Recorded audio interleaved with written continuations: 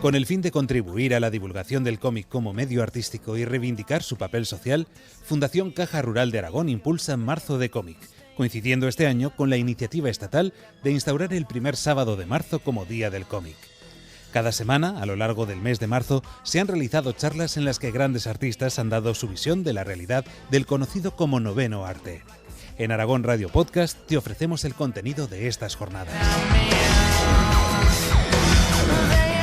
Esta sesión, dedicada a los grandes autores, cuenta con Enrique Brescia, ilustrador, pintor e historietista argentino, hijo de Alberto Brescia y reconocido mundialmente en el ámbito de la historieta por obras como Alvar Mayor, El Sueñero o El Señor de los Halcones. Se trata posiblemente de uno de los mayores talentos vivos de la historia del cómic. Junto a él, ejercerán de moderadores Juan Rollo Avenia, economista y crítico de cómic español, y Ángel Luis Fernández, fundador de Hot Dam. Bueno, pues muchas gracias Daniel, Gonzalo, muchas gracias GP Ediciones, muchas gracias Mil Comics, gracias a la Fundación Caja Rural, gracias también a Hot Down por venir de propio hasta Zaragoza, por supuesto gracias al maestro Enrique Brescia y a Bárbara Pilón, que le ha acompañado también muy amablemente a esta primera visita a Zaragoza, que parece mentira, pero el maestro deudor de Goya todavía no había estado físicamente en Zaragoza. Y la verdad es que es una deuda que teníamos los aragoneses, los zaragozanos con el maestro, y por fin, gracias a Daniel, ha podido venir aquí a Zaragoza y hemos estado pues disfrutando del ambiente goyesco que vive nuestra ciudad y del que yo creo que tanto Enrique como Bárbara se han ido gratamente, ¿no? Al final creo que es importante también un poco cómo se conocen las personas. Y yo le comentaba precisamente a Enrique que la primera vez que yo le conocí a él pues fue en el Salón del Cómic de Barcelona, y yo hice casi 4 horas de cola para conseguir una firma de él. Ni siquiera pude terminar la firma porque claro, tenía tantos fans que estaban buscando firma que tuve que esperarme al día siguiente para ya por fin conseguir su firma. Y paradójicamente, pues hoy tengo el placer de estar con él, de disfrutar de su amistad, porque llevamos ya muchos años conociéndonos, gracias precisamente a otra persona que también, Jaime Calderón, el gran dibujante de cómics, me puso en contacto con Rafael Porta, distribuidor de DS Distribuciones, quien me invitó a moderar unas mesas redondas sobre cómic en Madrid, y a raíz de ahí tuve el placer de conocer tanto a Enrique como a Bárbara, y al año siguiente lo mismo en Barcelona, y a partir de ese momento pues hemos franqueado una amistad. Yo creo que al final Enrique y yo incluso vemos la vida de forma muy parecida, vemos la forma socialmente, entendemos la importancia de la persona en el centro del universo, pero como una parte más de la sociedad. Y precisamente esos son los cómics de Enrique Brescia, que él realmente parece mentira, con el maestro que es, con lo importante que es exactamente igual, proporcionalmente igual de maestro lo tiene de humilde, donde casi le da pudor que la gente se acerque a pedirle un dibujo, a pedirle una firma, a simplemente a charlar con él, como nos ha pasado en todos los sitios en los que hemos estado en Zaragoza, y han reconocido al maestro como ese gran autor del cómic moderno actual que es. Y decía que muchos de sus cómics precisamente beben de esa idea también social que tiene el maestro, ¿no? Entonces, hemos tenido también el gran placer de asistir también a una entrevista de Ángel, una profunda entrevista en donde hemos reproducido todos los aspectos vitales de la obra y de la vida de Enrique Brescia, y yo le propondría a Ángel que entremos también en ese diálogo con el maestro, de tal manera que muchos de los aquí presentes pues puedan encontrar esa faceta humana que hay detrás de esos magníficos dibujos, ¿no? Y yo creo que la clave fundamental para acercarnos a la obra de Enrique Brescia es precisamente su amor por la madera, y también por ese, en vez de como muchos autores empezaron a dibujar sobre el papel, y él empezó sobre la madera. Y de ahí se entiende también muchos de esos guiños en esa faceta también multidisciplinar, con esos multitud de estilos que tiene también en la forma de afrontar sus cómics, sus historietas, que se dice en Argentina, sus tebeos, que se dice aquí en España, en esa faceta, ¿no? Entonces, cuéntanos, Enrique, un poco cuáles son tus inicios, ¿no?, en el mundo de la historieta, y cómo beben esas diferentes formas de trabajar en el cómic. Bueno, yo comencé profesionalmente en el 67 con la vida del Che, donde Westergel hizo 2 guiones por separado, uno para mi padre y otro para mí. El de mi padre era desde el nacimiento del Che hasta que se va al Congo, y el mío fue el de la entrada del Congo y su entrada a Bolivia hasta su ejecución. Ese fue mis inicios en la historieta. Me gusta decir más historieta que cómic.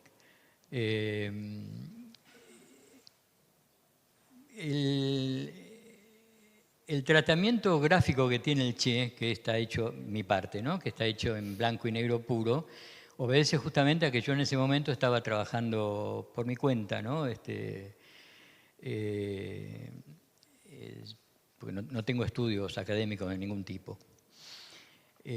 Hacía grabados en madera y, por supuesto, el grabado en madera es el blanco y el negro puro, la característica, y bueno, eso lo trasladé a la vida del Che, que resultó ser un buen recurso porque le dio un carácter expresionista, dramático, ¿no?, sobre todo en los últimos días del Che, ¿no?, cuando él se sacrifica sabiendo perfectamente que iba a morir ahí, traicionado por la Revolución Cubana y abandonado por el Partido Comunista Boliviano. Así que creo que ese estilo en blanco y negro se adaptó perfectamente a esa historia. Ángel. Bueno, pues yo estoy encantadísimo también de conocer a Enrique como tú. También soy seguidor de él desde que leía Zona 84, como dice Daniel, y bueno, el poder entrevistarlo y vivir de su propia voz sus experiencias, pues me ha encantado, ¿no? Hay muchos pasajes de su vida que me gustan mucho por esa conexión con la naturaleza. Y una de las cosas que más me asombraron, porque no sabía que se podía hacer, era bueno de cómo él preparaba de pequeño, ¿no?, sus colores con las flores y en el campo, ¿no? Y sé que tienes una conexión con el campo muy fuerte, ¿no? Entonces me gustaría que nos contara un poco cómo surge eso, de cómo se te ocurre que puedes sacar colores de las plantas y empiezas a experimentar. Bueno, no se me ocurrió a mí, ¿no? El hombre siempre ha sacado colores de las plantas, de los minerales, en fin. Pero me gustaba desde muy chico experimentar con todas esas cosas. Y mi conexión con el campo es más que una conexión, es mi vida misma. Yo soy un hombre esencialmente rural. Yo tengo una conexión muy especial con los caballos, sobre todo. He trabajado en el campo durante largos periodos donde no dibujaba nada y estaba muy contento. Estaba muy contento porque me ganaba la vida trabajando en el campo, junto a peones y de a caballo. ¿Y por qué no tenía que dibujar concretamente? O sea, no es que sea un dibujante químicamente puro y que si me sacan de la historieta languidezco y muero como una florecilla. No. Una de las cosas que más me gusta de Enrique es al final esa conexión que tiene con todo lo español, con esa relación también, esa relación de hermandad entre el criollo, que es la mezcla de origen argentino y de raíces también españolas, que tiene mucho que ver también con todo lo goyesco. Y precisamente la personalidad de Enrique se asemeja mucho también a la personalidad de Goya, tanto en la obra en sí como en la propia personalidad de autor, en esa bravura, en esa valentía, en eso no callarse nada, en ese humor también socarrón que tenemos aquí en aragonés, que en aragonés se dice somarda, pero al final es socarrón, ¿no? ¿Y cómo encuentras tú ¿cuándo fue la primera vez que tú viste a Goya y entendiste esa relación que tenías con Goya? Yo era muy chico y en mi casa había una pequeña, yo vengo de una familia muy humilde, había una pequeña biblioteca y mi abuelo materno, Nicolás García Miranda, asturiano, me mostró un día un libro, me dio un libro para que viera, y ahí vi una imagen de Goya, que es ese cuadro donde, que luego al verlo en persona vi que era muy pequeño, que se ve un perro asomando la cabeza, ¿no? en un paisaje irreal. Me causó una impresión fuertísima, pero enormemente fuerte. Yo no tenía la menor idea de quién era Goya, naturalmente, creo que tenía 11 años, una cosa así. A partir de ahí me empezó a interesar la obra de Goya y encontré que tenía afinidades espirituales, por favor, esto que se entienda salvando las gigantescas distancias, las distancias siderales entre el maestro y yo. Pero sí hay afinidades espirituales, como decía, ese humor feroz que es aragonés, pero que también es muy español, ¿no? La capacidad de la crítica social, sin dejar de hacer gran arte como hacía él, ¿no? Y estuvimos viendo los grabados y todo, que es una maravilla. Yo creo que Goya,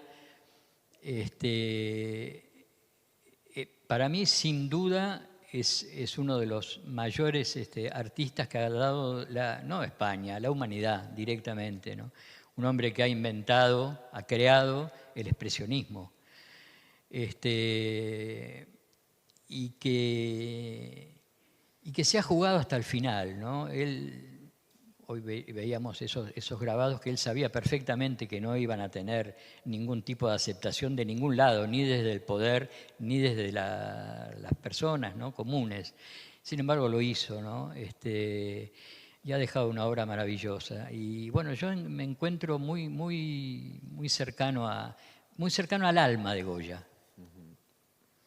Bueno, todos conocemos los personajes principales de los cómics de Enrique, Álvar Mayor, Ñato, pero a mí hay una figura que me resulta fascinante, que es el Minotauro, vestido de torero, que además habla en griego, ¿no? Y no sé, también lo conecto con Goya, ¿no? Ese toro, ¿no? ¿Es quizá tu personaje secundario más potente? En todo caso es el más querido, es el que más quiero. Sí, se me ocurrió vestirlo de torero, ¿por qué no?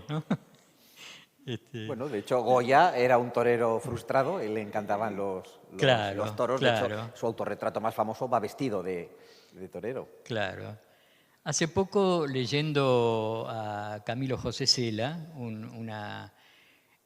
unas notas que él escribía, ya no recuerdo para qué periódico, porque escribió muchísimas, hay una que se llama La casa de Goya, donde él se lamenta del estado de deterioro que tiene, él va de visita y se lamenta del estado de deterioro de la casa. Y él cuenta ahí que durante la época de Franco la casa estaba más o menos bien mantenida, luego fue comprada por el pintor Zuloaga, que la puso en buenas condiciones, y que después, supongo que a la muerte de Zuloaga, eso volvió a caer, ¿no? Y él, bueno, es una hermosa nota de Camilo José Cela, que también es un autor que me apasiona. Yo creo que también es una nota también de reconocimiento, ¿no? Yo creo que al final es de bien nacidos ser agradecidos, ¿no? Y al final también tenemos que tener un respeto por figuras pues como Goya y todo lo que ha aportado a la pintura mundial. Naturalmente, el planeta entero tiene que estar agradecido a Goya. Yo creo que además, incidiendo también en esa personalidad de Goya, también tiene mucha relación, y seguramente que Ángel está también de acuerdo conmigo, en ese estilo también, en muchas ocasiones, feísta, deformado, con esas muecas grotescas, ¿no?, de muchos de los personajes de Goya y de muchos de los personajes también de Enrique. Y sobre todo, el concepto de la violencia. Una violencia que para nada es maniquea, es decir, no hay buenos y malos. La violencia lo mezcla todo, y las mismas barbaridades puede comentarlas los soldados franceses, como luego el pueblo llano, como los nobles, como la propia Iglesia, ¿no? Y en tu obra también la violencia está muy presente. Sí, es cierto. Es cierto. Además, la vida en el campo, conlleva cierto grado de violencia, ¿no? O sea, los chicos desde muy chiquititos se acostumbran a ver degollar una oveja, un ternero, un lechón, se acostumbran a la sangre, al uso del cuchillo. En la zona donde yo vivía era muy frecuente, todavía ahora lo es, el ejercitarse en el manejo del cuchillo, ¿no? El duelo a cuchillo. Lo hacían los chiquitos de muy corta edad, a los 4 o 5 años ya estaban los nenes, no con cuchillos, sino con palitos tiznados en la olla, ¿no? En el negro de la olla de sus madres, ¿no? Que ponían al fuego. Entonces, se llama vistear, se llama eso, ¿no? Vistear, que viene de vista, ¿no? Porque en el duelo criollo no hay que mirar el cuchillo, sino hay que mirar los ojos, ¿no? La intención del golpe está en el ojo del otro y no en el cuchillo. Y bueno, el palito tiznado era porque se veían las marcas que dejaban, ¿no? Bueno. Y así que la vida del campo es una vida dura, para mí hermosa, pero que la violencia forma parte de ella también. Que es a mi modo de ver, una violencia mucho más sana que otros tipos de violencia, ¿no? que se da en las grandes ciudades, no sé, pienso en la violencia delincuencial, la violencia que hay, que está desparramada por el mundo. Vivimos en un mundo violento, ¿no? En un mundo realmente muy fulero. Y la parte del grotesco y todo eso, no sé, me sale naturalmente, me ha salido siempre naturalmente. Me gusta más creo que tiene más alma una cara fea que una cara linda. Aunque soy un buscador de lo bello, ¿no? O sea, no abogo por esta cosa que también veo que es una moda, ¿no? de este posmodernismo líquido en el que estamos viviendo, que es la búsqueda deliberada de lo feo, ¿no? de lo desagradable, de lo vulgar, sobre todo de lo vulgar, ¿no? Yo no ascribo a eso para nada. De hecho, las novias de Abrac son todas guapas, ¿no? La sí, mujer. Sí, sí. Sueles pintarlas guapas, o sea, y sexys. Y, bueno, me gustan las mujeres guapas, lógico. ¿A quién no? Hay una cosa que quizás no sé si comparte con Goyo o no, de la que hemos hablado, que es la cancelación, ¿no? Que es algo que no solamente estás viviendo tú, sino que vive mucha gente, por el hecho de que, bueno, tus ideas o tu forma de expresarlas no estén de acuerdo con cierta progresía o con cierto grupo de personas, ¿no? ¿Cómo se vive esa cancelación? ¿Se puede hacer algo? Yo deseo vivamente que se pueda hacer algo y que se haga algo. Creo que es terriblemente negativo todo eso. Y creo que es un error fundamentalmente reinterpretar el pasado con paradigmas del presente. El pasado es el pasado y debe leerse en el contexto en que pasó, en que pasaron los hechos, en que pasaron las cosas. No puede interpretárselo desde el presente. No es justo y me parece estúpido incluso.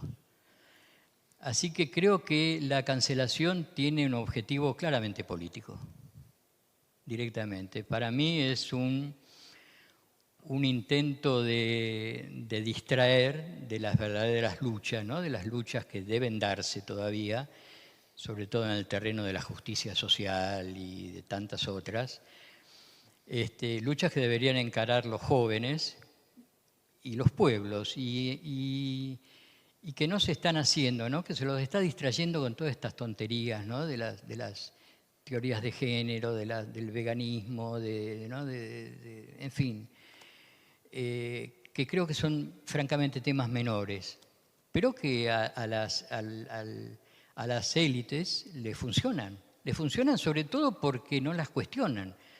Ellas siguen haciendo sus negocios tranquilas mientras tienen enormes, millones de militantes que dicen combatirlas y sin embargo son idiotas útiles de esas mismas élites. Es un poco el activismo de salón. Es que es exactamente eso, es activismo de salón. Es activismo de salón, es la militancia sin riesgo de ningún tipo.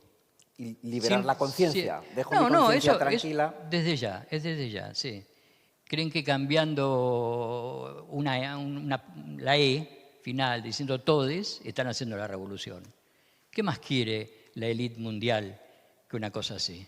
Les viene de perilla. Entronca también con los perdílegos de una globalización sin frenos, sin reglas, sin instituciones, sin cultura, sin valores, en donde al final naturalmente todo se puede monetizar, y este tipo de modas también se monetizan y también se lucran las grandes multinacionales, las grandes... Así es. Yo creo que el objetivo final de todo esto es la familia. Si tuviera que marcar un objetivo final, es la familia, es la destrucción de la familia. Yo en plena pandemia me metí por curiosidad en el sitio oficial de Open Society de Soros y me encontré con una frase que era una cosa impresionante. Decía no recuerdo, una mujer del staff de Open Society, decía, bueno, tenemos que aprovechar esta pandemia para evitar que se produzca con la gente encerrada lo que ella llamaba un baby boom, ¿no? O sea, una especie de estallido de nacimientos y enfocarnos en terminar con esa institución repugnante, lo decía con estas palabras, que es la familia. Más claro que eso, lo dice Open Society, no lo digo yo. Lo dice George Soros, que es uno de los grandes especuladores mundiales. Es decir, que al final... Desde el punto de vista de Enrique Brescia y de mucha de su obra, tú, al ser argentino, has vivido también esos grandes conflictos internacionales con países como, por ejemplo, pues el mundo anglosajón, en donde al final son corrientes culturales en donde, bueno, chocan en muchos casos, hay conflicto, ¿no? Y, por ejemplo, tú hablabas también de la gran epopeya que fue el descubrimiento de América y que con unas cáscaras de nuez pudieran correr todo el mundo y llegar hasta allá, ¿no? Y tú planteabas también, de hecho lo has dicho en muchas entrevistas, ¿no?, la diferencia entre Estados Unidos y Latinoamérica y algo que a ti te atañe muy personalmente, que es la figura del criollo. Claro, yo creo que el descubrimiento y colonización de América es la empresa más grandiosa y más extraordinaria de la historia de la humanidad. Infinitamente más importante que la llegada del hombre a la Luna, por ejemplo, para poner un ejemplo. Lo mismo la circunvalación del globo terráqueo por Magallanes y Elcano. Por supuesto que desde el siglo XVI, Hispanoamérica y España está soportando lo que es la mayor fake news, ¿no?, como se dice ahora, ¿no?, la propaganda de la leyenda negra anglosajona, ¿no?, para desmerecer algo a lo cual ellos no podían llegar, que era justamente no solamente el descubrimiento de un nuevo mundo, sino la colonización y la mezcla de los colonizadores con los nativos. Por eso todo este invento del genocidio español, que no existió jamás, nunca ocurrió. Y además lo denuncian justamente los anglosajones, que en América del Norte, realmente la exterminación del indígena fue una política de Estado. Un amigo mío tiene, acá en Spoleto, es coleccionista de ferrotipos y de daguerrotipos, y me mostró una vez 2 ferrotipos impresionantes, que se ven, en los 2 se ven un grupo de americanos, de vaqueros, no sé qué son, tienen colgados así cabelleras de indígenas, ¿no? Porque la caza de la cabellera no es una costumbre indígena. El gobierno pagaba un precio, y está estipulado, un precio por una cabellera de un hombre, otro precio por una cabellera de mujer y otro precio por una cabellera de niño. Luego los indígenas tomaron esa costumbre, pero la iniciaron los blancos, ¿no? Los anglosajones blancos, los WASPs. Sí. Y en esto de la leyenda negra, te quería preguntar cómo vives tú ahora, por ejemplo, como argentino, que se cumplen ahora los 40 años de la invasión de las Malvinas. ¿Realmente hay ahí un sentimiento de haber sido agredido por el Reino Unido? ¿Esa relación que tienes con Reino Unido tiene que ver con la leyenda negra, con lo que has vivido por parte de ellos? Naturalmente que sí. Inglaterra es el enemigo histórico de la Argentina. Esto es así, lo fue siempre, lo es desde los inicios de la Argentina, desde 1800, nos invadieron por primera vez en 1806, fueron echados, en 1807 volvieron a ser echados, luego lo intentaron otra vez en 1845 más o menos, y no ocultan sus intenciones de, bueno, naturalmente retienen ilegalmente un territorio que es argentino, como son las Islas Malvinas, y no ocultaron nunca su avidez por la Patagonia y el sector antártico argentino, para lo cual se sirven de algo que también forma parte de estos nuevos paradigmas globales instalados ahora, que es el indigenismo, que no defiende a los indígenas, no. El indigenismo lo encaran como una manera de fragmentar, ¿no? Que es en lo que los ingleses son maestros y lo han sido siempre, ¿no? Balcanizar, fragmentar para dividir, para reinar. La cuestión indígena en América, en Hispanoamérica, es un problema social, no es un problema racial. O sea, toda esta juventud que habla del indigenismo y de la defensa no tiene nada que ver con la raza. Es un problema social y la padece el indio y la padece el criollo. La padecen los pobres. Es así. Bueno, tú has contado precisamente que muchas veces al criollo no se le ha protegido cuando tenían los mismos problemas que el indígena, ¿no? Pero naturalmente.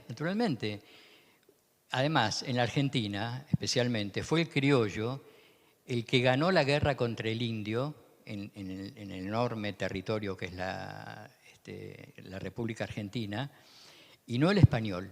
El español ahí no tuvo nada que ver, casi no peleó contra el indio. Ahí fue el criollo el que ganó la guerra y reconquistó para la Argentina casi más de la mitad del país, esto en 1880. O sea, las indiadas que hacían malones, que venían de Chile, habían establecido barreras interiores en la Argentina y impedían, saqueaban, mataban y arreaban con millones y millones de cabezas de ganado que hacían pasar al otro lado de la cordillera, que eran inmediatamente compradas por estancieros chilenos, aliados con ingleses y protegidos por el gobierno y el ejército chileno. Esto es clarísimo, entonces, la intención de Gran Bretaña de seguir tratando de meter su cuña ahí, ¿no? Y ahora lo hacen a través de una organización pseudo-mapuche, porque mapuche en realidad significa hombres de la tierra, pero no dice nada, que se llama RAM, que es Reivindicación Ancestral Mapuche. ¿Y qué reivindican estos grupos minoritarios, pero que son sumamente violentos en la Patagonia? Actualmente, estoy hablando de hoy. reivindican nada menos que del río Salado, en la provincia de Buenos Aires, hasta Tierra del Fuego. O sea, casi toda la Argentina. Desconocen el gobierno argentino, desconocen los símbolos patrios argentinos y están en guerra con el Estado argentino y con el Estado chileno. Si ustedes buscan, y eso se los digo a todos porque es un ejercicio útil, buscan en Google Nación Mapuche, les va a aparecer un link y van a comprobar que la sede central de lo que se llama Nación Mapuche, Mapuche Nation, org, está en el 6 Lodge Street de Bristol. Los ingleses han sido también una constante, ¿no? En tu obra, ¿no? Los ingleses definidos como piratas, que siempre han sido corsarios, ¿no? Y lo siguen siendo. Sí, exactamente, exactamente. Y tenemos esa iconografía de Hollywood. Benoñato que va a buscar un inglés, ¿no? Exacto. Y la acompaña, y bueno... Naturalmente. Y tienen también nombres también como Churchill, ¿no? Que hay uno en El Sueñero, en donde también tiene también esa faceta de humor también, ¿no? Y Churchill tenía un odio especial hacia la Argentina, ¿no? Sobre todo hacia el gobierno peronista. Y son representados por simios. Sí, también, exacto. En los cómics. En ocasión de la recuperación de las Islas Malvinas, yo me presenté junto con 3 compañeros más como voluntario y estuve durante todo el transcurso de la guerra entrenándome en Campo de Mayo. Y eras mayor ya, claro. Tenía 38 años, sí, y 2 hijos, 3 hijos, y me incorporaron a una unidad comando de 60 hombres. Fuimos entrenados por los mejores en técnicas de sabotaje, tiro nocturno, lucha con cuchillo, en fin, lo que ellos llaman lucha, muerte silenciosa, todo eso. Uno de los recuerdos que tengo yo como más frustrantes de mi vida fue cuando el general Menéndez rindió las islas el 14 de julio del 82, porque nuestra unidad tenía fecha de salida para Río Gallegos el 25 de julio. Y bueno, el general Menéndez rindió las islas antes, ¿no? Así que yo sentí una enorme frustración por no poder ir a dar mi parte por mi patria, ¿no? No, a lo mejor no hubiéramos quedado sin mucha de tu obra. No importa, pero eso es mucho más importante que cualquier otra cosa, ¿eh? No sé yo si todo el mundo está de acuerdo. Bueno, volviendo un poco a los cómics, hay varias épocas. La primera al final era pues esa relación entre los cómics argentinos. También había un cómic también, había cómics también que se intentaron publicar también en España, pero hay una relación también muy importante y que tiene también mucho que ver con una editorial muy importante y que ha habido también grandes autores españoles que han publicado en ella, como es Fleetway, ¿no? en Inglaterra. Cuéntanos un poco cómo fue esa relación con una editorial inglesa en esos primeros años tuyos, también como profesional, y cuéntanos alguna anécdota, ¿no? De cómo empezaste a trabajar con ellos. Bueno, sí, es graciosa. El inicio fue muy gracioso porque mi padre trabajaba para Fleetway, que creo que era una editorial que dependía del Daily Mirror, uno de esos diarios. Y él trabajaba a través de un agente italiano que se llamaba Piero Dami, que viajó a la Argentina para verlo a él y a otros dibujantes argentinos que trabajaban para él también y para Fleetway. Y yo, que estaba recién casado y necesitaba desesperadamente darle de comer a mi primer hijo, dije, bueno, me voy a tirar un lance con este hombre, le voy a llevar unas muestras a ver si puedo trabajar para Fleetway. Entonces hice 5 o 6 páginas de historieta, bien, se las llevé, el hombre las miró atentamente y me dijo, mira, dedícate a otra cosa, ¿viste? Qué sé yo, estudia violín, bioquímica, no sé, ¿no? Farmacia. Además dice, no te olvides, Enrique, dice que vos sos hijo de Alberto Brescia. Y, o sea, para él fue casi un acto de insolencia de mi parte, ¿no? Dice, ¿cómo te permitís traerme esta porquería siendo hijo de Alberto Breccia, ¿no? Está bien, le dije yo. Tranquilo, Piero. Pero me quedó, ¿no?, el asunto. Y entonces, como él se quedó un mes, volví a mi casa y bueno, luego de unos 15 días volví a hacer otras páginas, unas 6 páginas, con un estilo absolutamente diferente de las anteriores. Porque yo estoy muy agradecido a Dios que me ha dado ductilidad para cambiar de estilo, ¿no? Y se las llevé, le dije, vea, esto es de un amigo mío que le gusta el dibujo, qué sé yo, deme usted su opinión. Él no pudo venir hoy, me las mandó por intermedio mío. Dice, ¿ves, Enrique? Esto es historieta. Esto es historieta. Tenés que aprender de tu amigo. Bueno, perfecto. Le digo, qué suerte, se lo voy a decir. Se va a poner contentísimo, sin ninguna duda. Dice, lo quiero ya en mi staff. Quiero tenerlo en mi staff para que trabaje para Fleetway. Entonces dije, bueno, ahí se me planteó una cosa, digo, tengo que darle entidad, tengo que crear a alguien, ¿no? Tiene que existir Y hablé con mi cuñado en ese momento, Norberto Buscaglia, un gran amigo además, y bueno, me dijo Piero Dami que fuéramos a ver a Moliterni, que era un dibujante argentino ya fallecido, que en ese momento estaba haciendo una historieta llamada Spy 13 para la Fleetway, ya hacía muchos años que lo hacía, que lo fuéramos a ver a la casa para que él pusiera a este dibujante Norberto Buscaglia. Por supuesto, Dami no sabía que era mi cuñado, ¿no? Era mi amigo. Que lo pusieran antecedentes del personaje. Fuimos a verlo. Yo, previendo cualquier contingencia, le hice un yeso en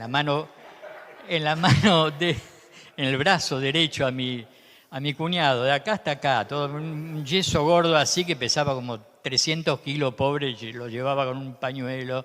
Bueno, nos presentamos en la casa de Moliterni y Moliterni muy, muy, muy cordialmente nos indicó cómo era. Dice, bueno, pero tendrías que llevarte algunos dibujos, ¿no? A ver cómo. Digo, bueno, voy a dibujar yo, le digo, como Norberto no puede, pobre, porque tiene el brazo destrozado. Así que bueno, ahí empezó una cosa que trabajé 7, 8 años para la Fleetway, firmando como Norberto Buscaglia.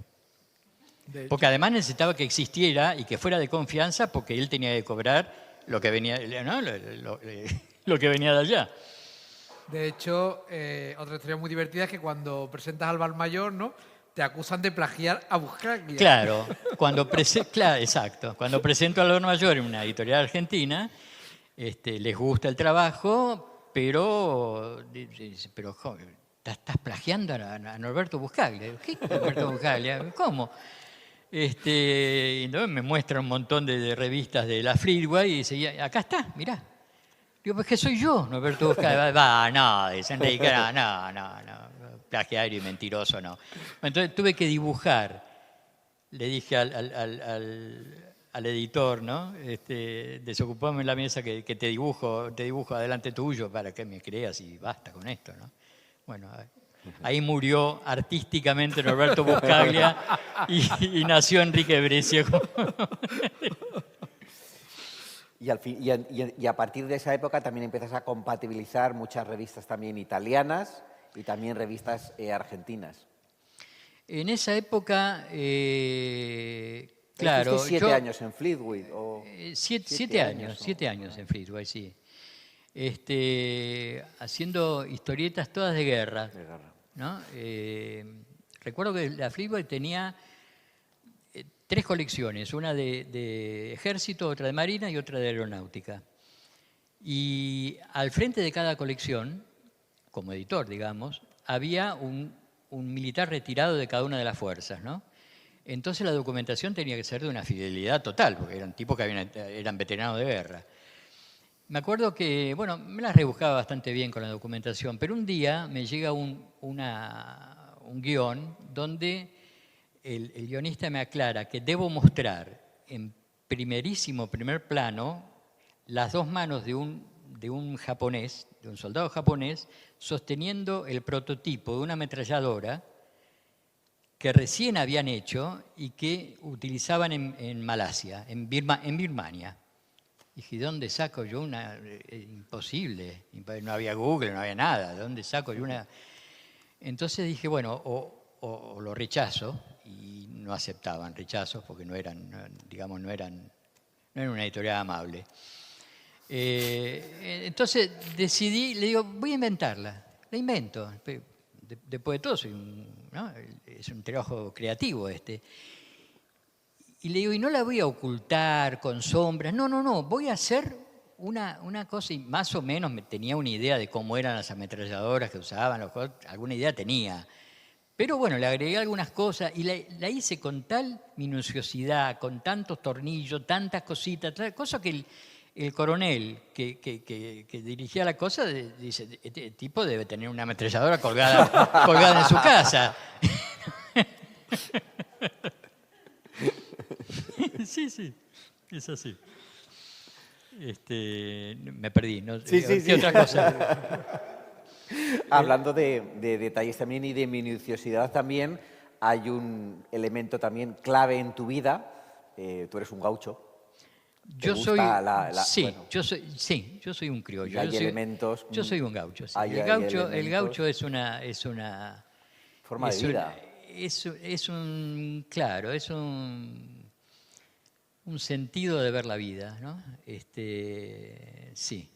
El gaucho es un hombre con un sistema de valores propios, muy ligado a la tierra y muy ligado a lo que ahora justamente se busca ocultar, que es las tradiciones y la historia propia, ¿no? La historia argentina. Y la naturaleza.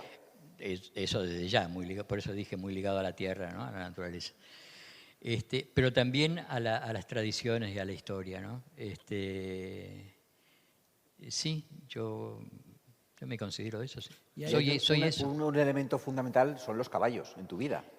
Un elemento absolutamente fundamental, ¿no? Dios ha creado el animal más hermoso que existe, que es el caballo, desde todo punto de vista. El caballo es un animal maravilloso, maravilloso. Yo los crié durante años y años, mientras vivía allá. Con un amigo comprábamos caballos potros, caballos pequeños, ¿no? Los amansábamos, no como en las películas domándolo, no, se amansa de abajo, se le sacan las cosquillas, en fin, es un proceso que lleva más de un año, ¿no? Y después los vendíamos ya caballo hecho, como se le llama, ¿no? Para el trabajo de campo, porque en Argentina todavía se sigue trabajando mucho a caballo. Y llegué a tener 23 caballos propios, una tropilla hermosa, en fin, era mi orgullo. Yo quería preguntarte sobre los nuevos trabajos, ¿no? Porque estás ahora a punto de publicar Venecia, en Italia, y aparte tiene un proyecto muy chulo sobre Magallanes. Sí, bueno, el libro que va a salir con 3 historias relacionadas con Venecia, una es una fábula, otra es una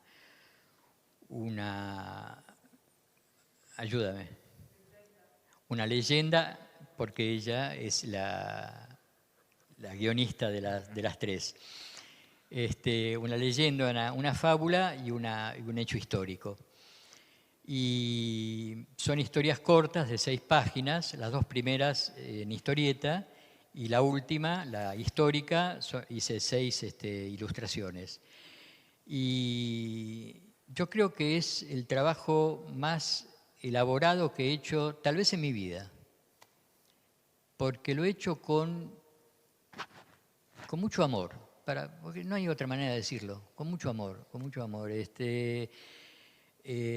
Las historias son bellísimas y la primera que cuenta la historia de Fra Mauro, que se llama El delirio de Fra Mauro, que era un fraile del 1400 y pico, que desde su claustro, ¿no? en un convento en la isla de San Miguel frente a Venecia, ¿no? Muy cercana a Venecia.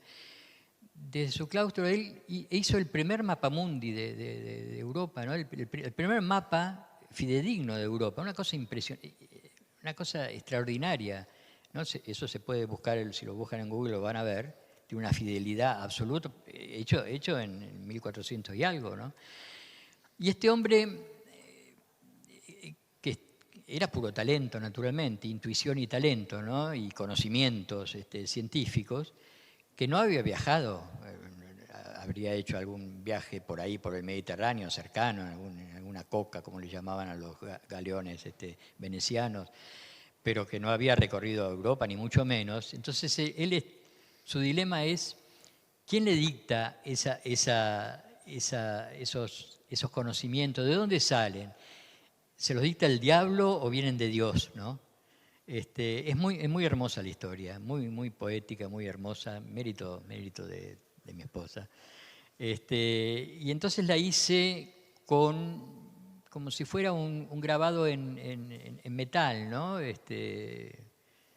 sé, bueno, hay que verlo, no se puede contar un dibujo, pero bueno. Son tres historias que las he hecho con mucho cariño y espero que van a ser reunidas en un libro que va a salir ahora. Se va a hacer una muestra importante y bueno. Y esperemos que se traduzca al español. Esperemos, sí, sí, realmente. Y la otra parte era... Magallanes. Y Magallanes, bueno, como ya dije, es uno de mis personajes icónicos. ¿Eres más de Magallanes o más del Cano? No, de Magallanes. ¿Sí? Sí. Aquí somos más del Cano, ¿eh? Sí. No, de Magallanes. No, porque es cierto, no era español, pero fue gracias a la visión de los reyes de España que él pudo emprender esa maravillosa empresa que completó luego el Cano, naturalmente. No le quito, me estaba bromeando, no le quito mérito al Cano, por favor. Que con 500 hombres, de los cuales llegaron 168, creo, ¿no? Partió con 500 y llegaron muy poquitos. Con 5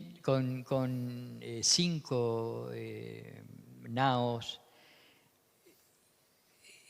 Hicieron una empresa que es una cosa impresionante, ¿no? Impresionante. Entre otras cosas, la primera misa hecha en lo que ahora es la Patagonia Argentina, ¿no? Que yo tengo ilustraciones hechas de eso. Descubrieron el paso, ¿no? por el sur de ¿no? el estrecho de Hornos, el paso la unión entre el Océano Pacífico y el Océano Atlántico. Y bueno, qué decir de eso, ¿no? La llegada del hombre a la luna, por favor. No, sí, hay que montarse en una carabela de esa, pero que iba 45 grados girando en todo momento. Exactamente. Y dormían en la cubierta, que yo no entiendo cómo se puede, ¿no? Exactamente. O sea, eran evidentemente hombres muy especiales, y apoyados por un régimen político realmente visionario, ¿no? Con una visión de grandeza maravillosa, realmente única, ¿no? Que no se repitió más en la historia, ¿no? Porque además de la colonización ¿no? el reino luego fue llevado adelante por Carlos I de España. Duró 300 años, o sea, no fueron 2 días. Hay que mantener 300 años, han creado universidades, han hecho carreteras. Lo que ha hecho España en Hispanoamérica es impresionante. Cuando Londres todavía andaban entre el barro y haciendo caca en las esquinas, porque es cierto, la Ciudad de México ya era una ciudad llena de hospitales, habían españoles que iban a tratarse a los hospitales mexicanos. Estamos hablando del 1500, ¿no? Inicios del 1600. Extraordinario. No solamente, claro, la trascendencia de la Luna está muy bien, pero no ha habido más. no hemos colonizado otros planetas, ni mucho menos. En cambio, Latinoamérica ha pasado lo que ha pasado, ¿no? Y claro, nos fijamos en los que llegaron, pero ¿cuántos y cuántos murieron en la empresa? ¿Cuántos barcos trataron de llegar y fueron sumergidos, destruidos por los piratas, por las tormentas? Exacto. ¿Cuánta sangre ha habido que no ha llegado, ¿no? Porque nos fijamos de los que han sobrevivido, pero no de todos los que han fallecido. Sí, ¿no? y fíjense, fíjense que los anglosajones llaman a sus descubridores, ¿no? Los llaman pioneros. No solamente ellos, pero ¿no? Se los llama pioneros. Los otros son conquistadores, sanguinarios, ¿no? Las manos llenas de sangre hasta acá, ¿no? Cansados de matar indios, ¿no? Los otros son todos pioneros, angelicales. Es un poco... Bueno, estamos llegando ya al final del evento. No sé si alguno de ustedes tiene alguna pregunta que hacer. Yo creo que sí que podríamos abrir un pequeño... Sí, aquí el compañero... Yo me quedé especialmente impresionado con el mundo onírico que reflejas, por ejemplo, en Lovecraft y, por ejemplo, en lo de los dibujos que hiciste en Batman, con el espantapájaro y Batman. Ese mundo onírico tan salvaje, tan cruel, ¿de dónde lo has sacado? La verdad que no sé. Me sale con toda naturalidad, pero yo creo que tiene que ver también con toda la mitología rural argentina que es tan rica en todo ese tipo de cosas, ¿no? Que luego yo adapto a otras historias, por ejemplo, a Batman o Lovecraft. Hay una imaginería en el campo argentino que es de una riqueza única, ¿no? Única. Como en casi todos los países, yo hablo de la Argentina porque, bueno, soy de ahí. Y supongo que eso lo tengo incorporado, no sé, atávicamente, qué sé yo, no sé. No quiero emplear palabras grandilocuentes porque no vienen al caso. A ver. Mira, yo te quiero hacer una pregunta en el sentido sobre el reloj criollo. Tú como autor argentino, ¿cuál es tu relación ahora con ese lugar que está al otro lado, que es Argentina, y la relación con tu trabajo? Porque, claro, he estado averiguando y mucho de tu último trabajo no ha sido publicado en Argentina. No hay una relación directa entre el autor y la gente en el último material. O sea, esa imagen de Enrique Brescia, que tiene mucha gente allí, sería más o menos los trabajos que son más pasados, ¿no? O sea, me refiero, hay una evolución tanto de pensamiento, tanto una evolución de trabajo. ¿Cuál es tu relación personal? O sea, ya voy en un lado un poco más con esa sensación, ¿no? O sea, todo ese material que no está cerca de, podríamos decir, entre comillas, gigantes, tu gente, ¿no? O sea, ¿cómo lo tomas tú o qué sensación te genera eso? Dolor.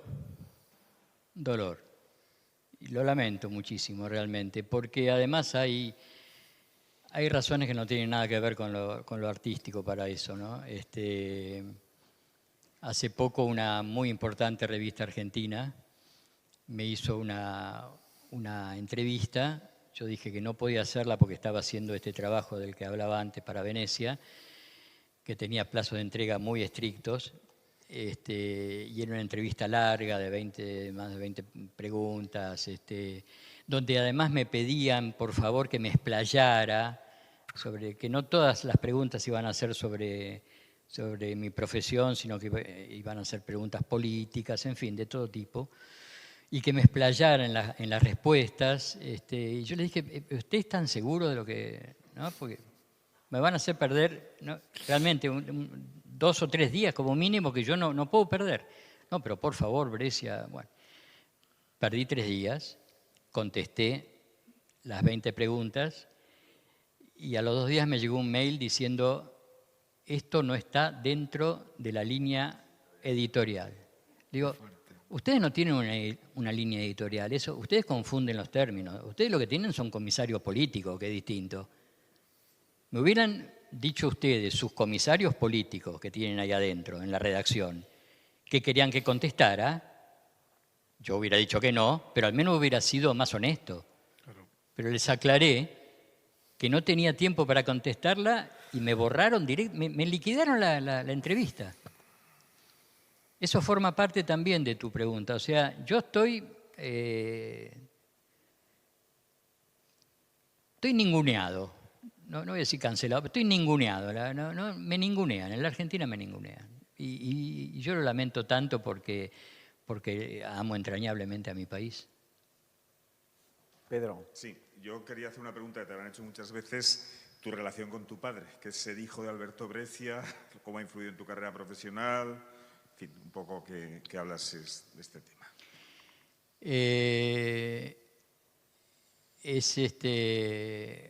Ser hijo de un hombre de semejante talento es un peso enorme, que a nivel profesional me perjudicó más que otra cosa, no me abrió ninguna puerta, es más, me cerró casi todas. Y bueno, pero es así, esta es la realidad y es la única verdad, no hay otra.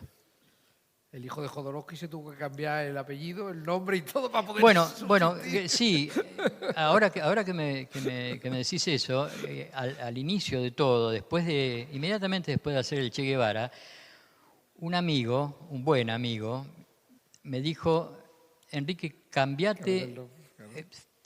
buscate un seudónimo. Yo le dije, no, pero ¿por qué? Si no le veía necesidad en ese momento. Tenía toda la razón del mundo. Otra pregunta, compañero. Bueno, durante la charla siempre has demostrado bastante admiración por la historia no española y un poco también sobre lo criollo.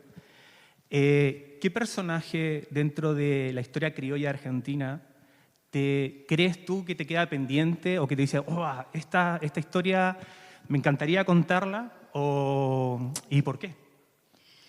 El Martín Fierro, claro. Sin ninguna duda. Claro. Es el libro capital de la literatura argentina y en algún momento, antes de morirme, lo voy a hacer. Vale, entonces, pero ¿qué? Claro, porque tú, claro, nos comentas Martín Fierro, yo más o menos... Es un poema gauchesco, es un poema épico. Martín Fierro tiene una historia fascinante. Fue escrita por José Hernández, que era un periodista, un político. Fue también un guerrero, peleó en las guerras intestinas de esa época, del siglo 1800 y pico, 1870. Y escribió un poema épico que es la historia que era de denuncia en realidad, de defensa del gaucho, perseguido por la justicia en ese momento, que para luchar contra el indio, contra estos indios que hablábamos antes, ¿no? Los maloneros, ¿no? Los indios los araucanos, mandar a soldados a la frontera, que era muy duro, hacía levas forzosas, ¿no? Pasaba por los pueblos, entraba en una pulpería, en un bar, levantaba a todos a la fuerza, los engrillaba a los hombres y los mandaba a la frontera. Donde les hacían firmar un papel, una especie de contrato por un año de servicio, que nunca se cumplía, por supuesto, estaban hasta que se morían, hasta que los mataban. José Hernández pinta esa vida en forma de poema, ¿no? Del Martín Fierro, que es una especie de arquetipo del gaucho, ¿no? Es todos los gauchos, Martín Fierro. Y lo hace de una manera maravillosa. Yo les recomiendo que lo lean porque es realmente un libro bellísimo, de una belleza única. Y el libro termina, es un libro extenso, termina cuando Martín Fierro, por un hecho que tiene de armas, es perseguido por la justicia, se refugia en un campo, en un cañaveral, y comienza a pelear a facón con una partida de 6, 7, 10, no recuerdo ahora, en inferioridad numérica con un montón de soldados, de policías, y mata 1, 2, 3, era hábil en el manejo del facón, hasta que de golpe de la partida, que lo viene a apresar, aparece una voz que dice: yo no consiento que se mate a un valiente. Y es un sargento de la partida, que es el sargento Cruz, que se pasa y se pone a pelear al lado de Martín Fierro. O sea, le sale el gaucho de adentro, ¿no? Porque él también había sido reclutado a la fuerza. Y bueno, juntos vencen a la partida, matan al resto, y por supuesto tienen que huir. ¿Y dónde se huía en ese momento? Se iba a tierras de indios, que se llamaba Tierra Adentro, ¿no? Y el poema termina ahí, donde Martín Fierro y Cruz a caballo se van a Tierra de Indios. En esos años, en el campo argentino, había lugares donde los gauchos, los criollos, iban a tomar, a jugar, en fin, donde se reunían, lugares de reunión se llamaban pulperías, que eran una especie de bares, almacenes de ramos generales, en fin. El pulpero, generalmente un español, cuando hacía los pedidos a la capital, ¿no?, de provisiones, ponía, por ejemplo, 30 barricas de sal, 25 barricas de anchoa salada, tanto de vino y 40 ejemplares del Martín Fierro. Entonces los leía, se los leía a los gauchos que se iban a reunir ahí, ¿no?, que iban a beber y a jugar y a reunirse ahí. Y adquirió poco a poco una existencia real el Martín Fierro. Y la gente de campo terminó creyendo en la existencia de Martín Fierro y preguntándose, ¿y cuándo vuelve? Porque creían realmente que estaba con los indios. ¿Y cuándo vuelve? Y este reclamo de la vuelta del Martín Fierro se generalizó de tal manera que José Hernández, el autor, se vio obligado a escribir La vuelta de Martín Fierro. Es extraordinario, es maravilloso. Y la escribió, Sí, pues ya la última pregunta, porque estamos ya... Bueno, tú acabas de comentar que como autor de cómics, el último trabajo que vas a publicar, que es Venecia, tus palabras textuales más o menos eran como era el trabajo que con más cariño lo habías hecho, ¿no? Ahora, mi pregunta tiene que ver más o menos con tu trabajo plástico, porque también eres pintor. Me gustaría, solamente por curiosidad, saber, dentro de esa obra plástica, qué serie o qué cuadro que yo pueda buscar para verlo, consideras tú que es como... Porque claro, también he leído de que tanto tú el lenguaje de la historieta como la pintura son dos lenguajes completamente distintos y son dos obras que tienen estilo completamente distinto. ¿Qué serie de pintura o qué obra particular consideras tú que es la que tú más cariño le has puesto? ¿De pintura? De pintura. Yo pintaba mucho más antes, ahora tengo menos tiempo lamentablemente para pintar. No vendo pintura, no estoy dentro del circuito del arte, ¿no?, llamado así, que es muy complejo y aburrido para explicar acá, pero estoy fuera de eso, estoy al margen de eso. O sea, no sé si cotizo, si no cotizo, no tengo la menor idea, tampoco me interesa demasiado. Sí me gustaría poder pintar más. Te va a ser muy difícil encontrar cuadros míos buscando en internet. Yo creo que no sé si hay. No tengo idea, la verdad que no sé. En tu página hay algunos. ¿En mi página hay algunos? Bueno, gracias. Gracias. Hay algunos originales, algo de historieta y algunos cuadros. Ah, bueno, muy poco. Gracias. Y yo pinto casi recurrentemente lo que el mar deja en la playa, ¿no? Lo que abandona la crecida, ¿no? Lo que deja la resaca, ¿no?, en la arena. Ese es un tema que es recurrente en mi obra. Eso y las tranqueras de madera que dividen los campos, ¿no? En la Argentina, que algunas tienen 200 años y bueno, las pasé y las abrí, las cerré tantas veces de a caballo, de a pie, que bueno, esos son mis temas, ¿no? Son muy humildes. Pues nada más. estaríamos mucho más tiempo aquí escuchando a Enrique Brescia. Agradecer a Juan Rollo y Ángel Fernández también haber estado aquí junto. Muchísimas gracias, maestro Brescia. Yo también soy un gran admirador, no solo Daniel, o sea... que mucho admirador. Muchísimas gracias, yo creo que se merecen un aplauso. Gracias a ustedes, a ustedes, a ustedes. Gracias, gracias. Muchas gracias, gracias. Gracias, realmente, gracias.